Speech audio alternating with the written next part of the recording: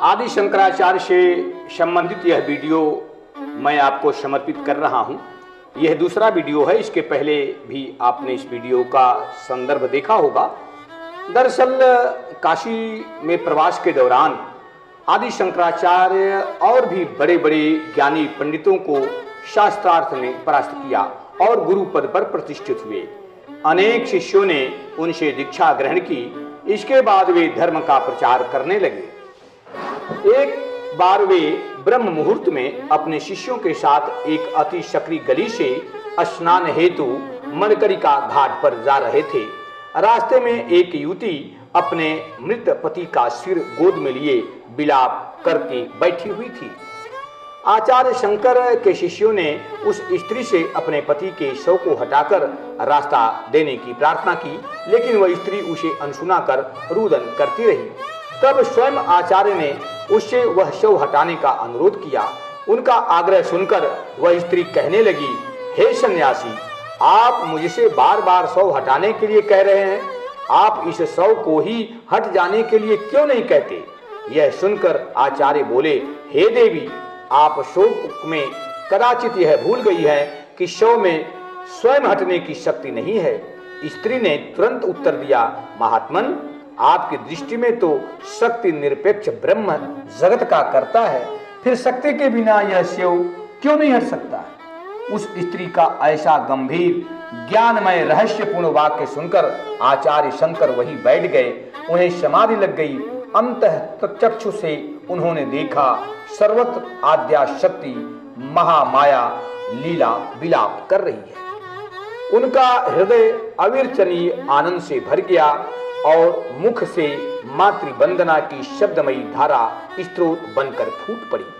उन्होंने ब्रह्म सत्य जगत मिथ्या का उद्घोष भी किया और शिव पार्वती गणेश विष्णु आदि के भक्ति रसपूर्ण स्त्रोत भी रचे। सौंदर्य लहरी विवेक चूड़ामणि जैसे श्रेष्ठतम ग्रंथों की रचना की। प्रस्थानत्रयी के भाष्य भी लिखे। अपने अकाट्य तर्कों से शैव शाक्त वैष्णवों का द्वंद्व समाप्त किया और पंचदेवोपासना का मार्ग प्रशस्त किया। उन्होंने आसेतु हिमालय संपूर्ण भारत की यात्रा की और 4 मठों की स्थापना करके पूरे देश को सांस्कृतिक, धार्मिक, दार्शनिक, आध्यात्मिक तथा भौगोलिक एकता के अविच्छिन्न सूत्र में बांध दिया। उन्होंने समस्त मानव जाति को जीवन मुक्त एक सूत्र दिया। ऐसा माना जाता है कि ईस्वी सन 788 के पूर्व के समय में आर्यावर्त में सनातन धर्म के नीति मूल्यों का पतन होने लगा था और वैदिक ज्ञान के साथ पाखंड भी फैल रहा था। वेद के विरुद्ध प्रचार होने से बहुत से सनातन धर्मी लोग पूजन आदि कर्मों से तथा पितृ कर्मों से विरक्त होकर दूसरे को भी धर्म से विमुक्त कर रहे थे। तब सनातन धर्म की दुर्दशा बढ़ती गई। तब उस काल में भारत के वर्तमान में केरल नाम के प्रसिद्ध प्रदेश में आदि शंकराचार्य का प्रादुर्भाव हुआ। ये बालक जन्म से ही विलक्षण था और अपनी 32 वर्ष की अल्पायु में ही संस्कृत भाषा में बहुत से ग्रंथों की रचना की। भारत भ्रमण करके अलग अलग 4 जगहों पर शंकराचार्य मठों की स्थापना की। विवेक चूड़ामणि और अन्य ग्रंथों के द्वारा वेदों के नीति मूल्य को पुनर्स्थापित किया।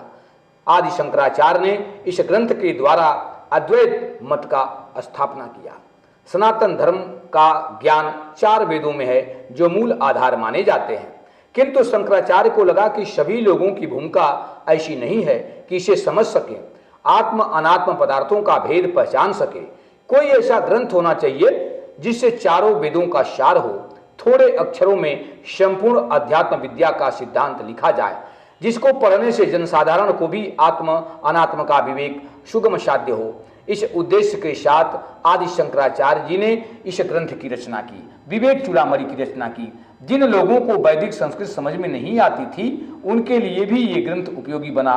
शंकराचार्य जी की जीवनी के अनुसार उनके जो भी ग्रंथ मिलते हैं उन्हें प्रायः काशी और बद्रिकाश्रम में रखा गया है। जब हम बात आदि शंकराचार्य द्वारा रचित विवेक चूड़ामणि अद्वैत वेदांत का एक महत्वपूर्ण ग्रंथ है, यह ध्यान रखिएगा। इसमें आत्मज्ञान और मुक्ति के मार्ग का वर्णन है और विशेष रूप से अद्वैत वेदांत के सिद्धांतों के माध्यम से यह ग्रंथ आदि शंकराचार्य के अद्वैत वेदांत दर्शन को समझने के लिए एक महत्वपूर्ण स्रोत है। विवेक चूड़ामणि का शाब्दिक अर्थ है विवेक की शिखा या विवेक का रत्न। यह ग्रंथ एक शिष्य और गुरु के बीच संवाद के रूप में लिखा गया है, जिसमें शिष्य गुरु से प्रश्न पूछता है और गुरु अद्वैत वेदांत के सिद्धांतों को स्पष्ट करता है। विवेक चूड़ामणि में निम्नलिखित विषयों पर चर्चा की गई है। ब्रह्म निष्ठा का महत्व। इस ग्रंथ में ब्रह्म अर्थात सत्य, शाश्वत और अनंत में दृढ़ विश्वास रखने पर महत्व दिया गया है। ज्ञानोपलब्धि का उपाय। यह ग्रंथ ज्ञान प्राप्त करने के तरीकों का वर्णन करता है, जिसमें गुरु का मार्गदर्शन, आत्म अनुशासन और ध्यान शामिल है। विवेक चूड़ामणि में आत्मज्ञान अर्थात आत्मा ज्ञान को मुक्ति अर्थात मोक्ष प्राप्त करने का एकमात्र साधन बताया गया है। ग्रंथ में मुक्ति को अज्ञान के बंधनों से मुक्ति और आत्मा के वास्तविक स्वरूप का अनुभव करना बताया गया है। विवेक चूड़ामणि ग्रंथ में शरीर में मौजूद 5 प्राणों वात, पित्त, कफ, मन और बुद्धि का भी वर्णन किया गया है। आदि शंकराचार्य की जो कृतियां हैं उनमें ब्रह्मसूत्र प्रमुख स्थान रखता है। ब्रह्मसूत्र स्वयं उपनिषदों का एक भाष्य है। यह एक ऐसा ग्रंथ है जो विभिन्न उपनिषदों में प्रस्तुत विचारों और उपदेशों का सारांश प्रस्तुत करता है। ब्रह्मसूत्र को 3 सबसे महत्वपूर्ण वेदांत ग्रंथों में से एक माना जाता है। अन्य 2 मुख्य उपनिषद और भागवत गीता है।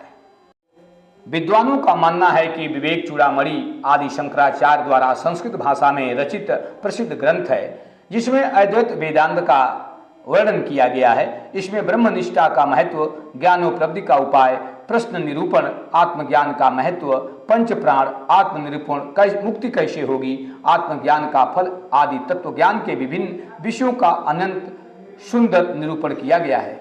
माना जाता है कि इस ग्रंथ में सभी वेदों का सार समाहित है।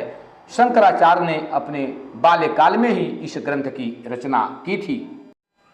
इस वीडियो को आपके सामने प्रस्तुत करने का मेरा एकमात्र उद्देश्य है कि हम शंकराचार्य जी को समझें, उनके योगदान को समझें। आखिरकार में देश में जो वर्तमान परिस्थितियां पैदा हुई है, जिस तरह से कि हम देख रहे हैं कि नास्तिकों का एक वर्ग, अधार्मिकों का एक वर्ग, देशद्रोहियों का एक वर्ग लगातार सक्रिय हो रहा है और धर्म पर नियमित आक्रमण कर रहा है। हम ये भी देख रहे हैं कि विदेश के कुछ लोगों के द्वारा जो है वो धर्मांतरण की जो घटनाएं हैं वो बहुत तेज़ी से बढ़ रही है। हमें सनातन धर्म के समस्त लोगों को ये कहना होगा कि आप आदि शंकराचार्य जी को पढ़ें, उनके विवेक चूड़ामणि को पढ़ें और निश्चित रूप से पढ़ करके आपको जो आत्मज्ञान की प्राप्ति होगी वह दुनिया के किसी ग्रंथ में नहीं होगी।